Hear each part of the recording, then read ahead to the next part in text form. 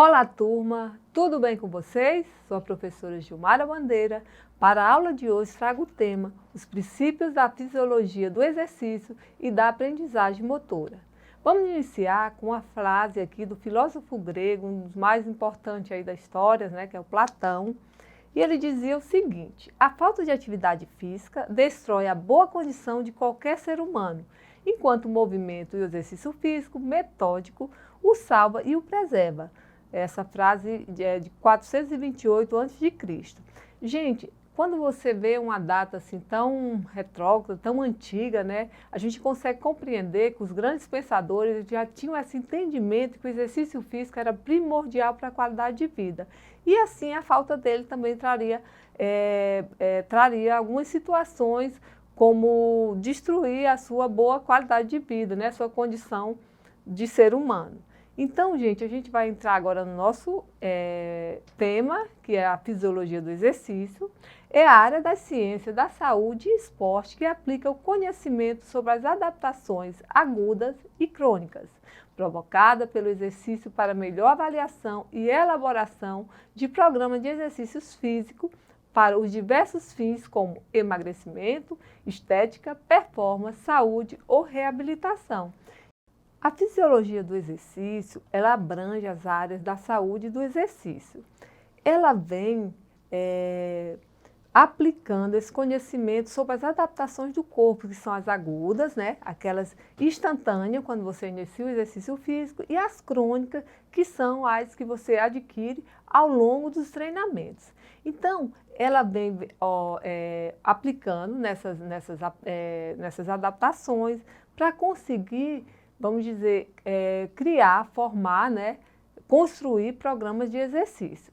Mas para isso ela inicia com o quê? Com a anamnese. Essa anamnese ela tem por finalidade, gente, conhecer o praticante, a pessoa que vai receber esse treinamento, Ela tem por finalidade, o avaliador, ele vai estar querendo saber da sua vida, dos fatores sociais, da sua vida, de suas qualidades de vida, sua saúde, seus hábitos, dentre outros fatores. Vamos ver quais são?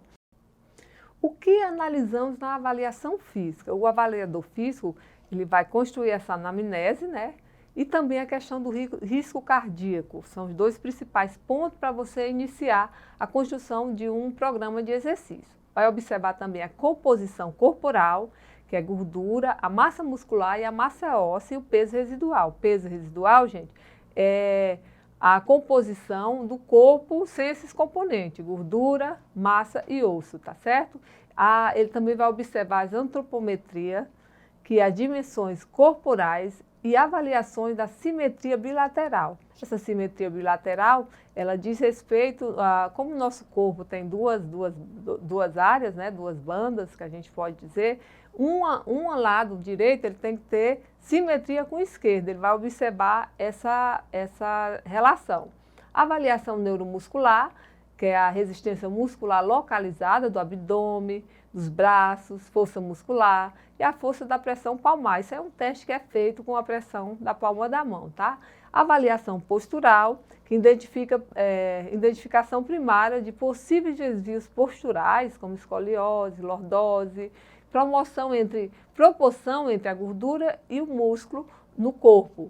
E a avaliação da flexibilidade, que é a avaliação dos possíveis áreas do corpo com encurtamento muscular. Então, gente, essa anamnese, o profissional, ele vai ter todas essas informações para poder estar montando o seu treino, Quando você chega na academia, é importante que o professor tenha esse cuidado para montar o seu treino, para que não tenha risco para a sua saúde, sim benefícios, tá?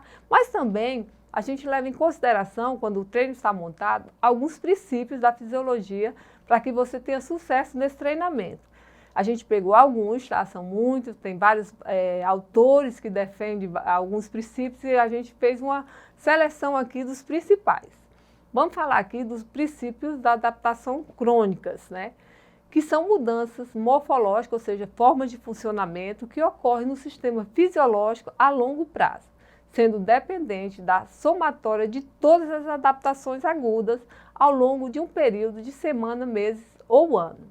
Então, os princípios, a gente vai falar do princípio da individualidade, que são os treinos, devem levar em consideração as características do indivíduo a quem é destinado, o desuso, qualquer ganho em um programa de treinamento será perdido se não for feita uma manutenção adequada, especificidade. Para maximizar os benefícios, o treinamento tem que ser especificamente combinado com a atividade em que a pessoa está normalmente engajada. Então, esses três princípios, o da individualidade, gente, a gente compreende que só se for gêmeos idênticos que vão ter as mesmas características, senão todos nós somos totalmente diferentes. Então, o meu treino não vai servir para o meu colega, porque as minhas especificidades têm que estar projetadas naquele treinamento. O princípio do desuso é aquela situação, se você malha por um ano e ganha um corpo, uma anatomia mais definida, se você para, se você não dá continuidade, ele vai retroagir, né? E da especificidade, fala sobre, vamos dar um exemplo de um atleta de levantamento de peso ou de arremesso. Ele faz isso nas provas, então o treinamento dele tem que ser baseado em quê? Em força, ele vai trabalhar a musculação, treinamento de força, para que tenha... venha casar com esse treinamento dele, tá certo? Então, esses são os três principais princípios. Vamos falar mais sobre o princípio da sobrecarga progressiva.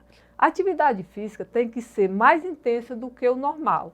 E à medida que o corpo se adapta, o nível de trabalho irá progredindo para intensidades mais elevadas. Princípio do difícil fácil.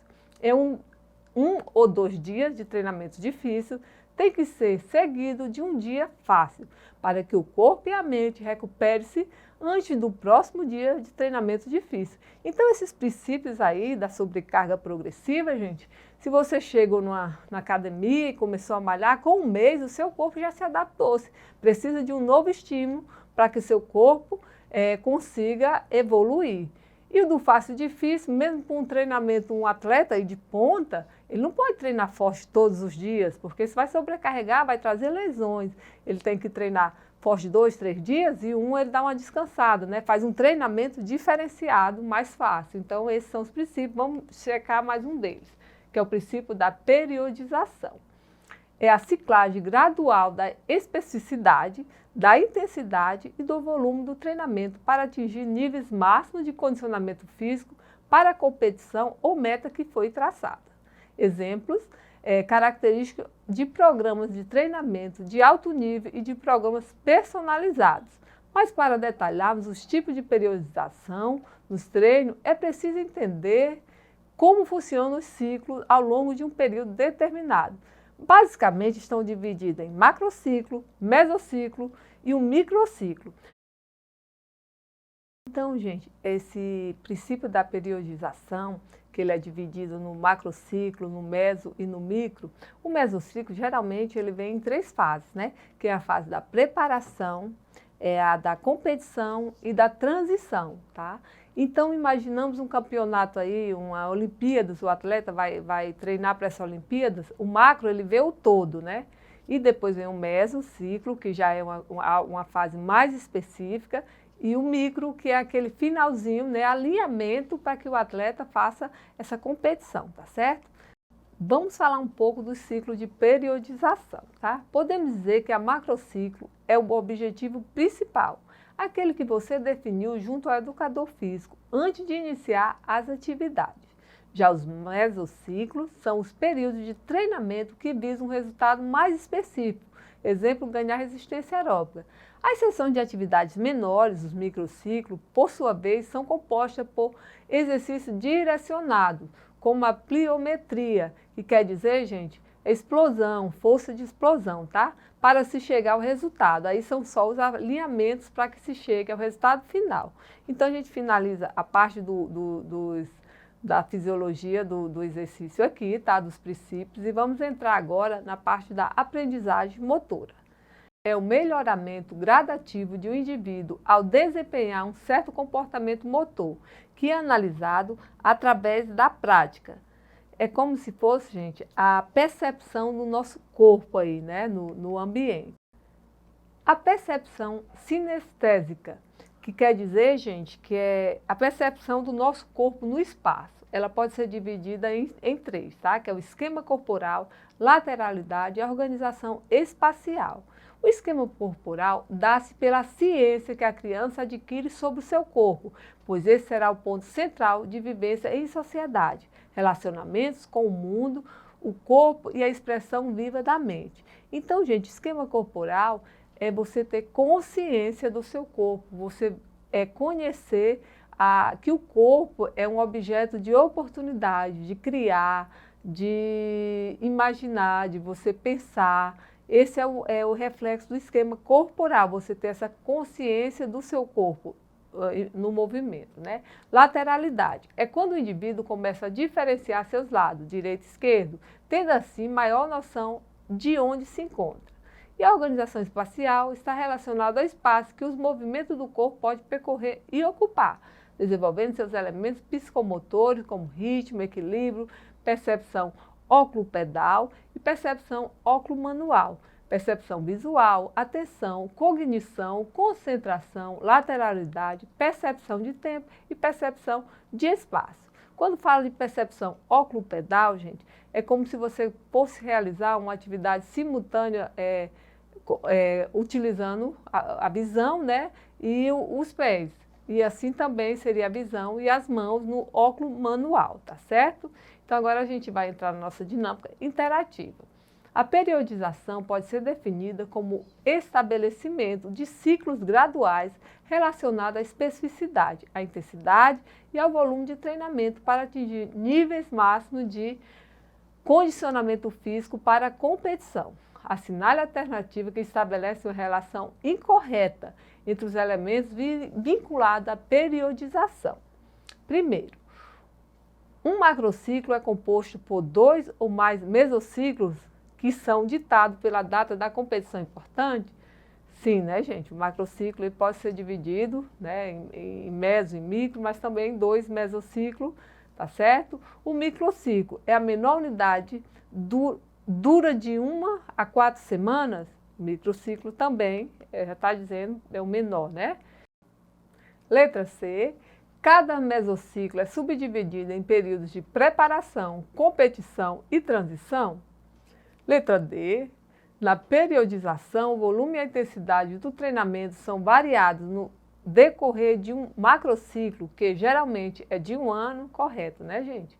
Os mesociclos devem ser elaborados de forma independente à especificidade do tipo de atividade a qual a pessoa está enganjada também, né, gente? Então aí o que não está correto é somente a letra C. Cada mesociclo é subdividido em período de preparação, competição e transição. Não, né, gente? O que é subdividido aí é o mesociclo, que é o macrociclo, que é o maior, tá certo? Então nosso gabarito aí, errada, né, questão errada, na letra C, tá certo? E eu vou deixar aqui para vocês esse desafio aí, que trata também da aprendizagem motora, muito fácil, vocês verifiquem e vejam qual a resposta. Tá bom, gente? Eu me despeço por aqui, pedindo que vocês acessem a plataforma Eduque para rever essa aula e ver outras mais. Bons estudos e até a próxima!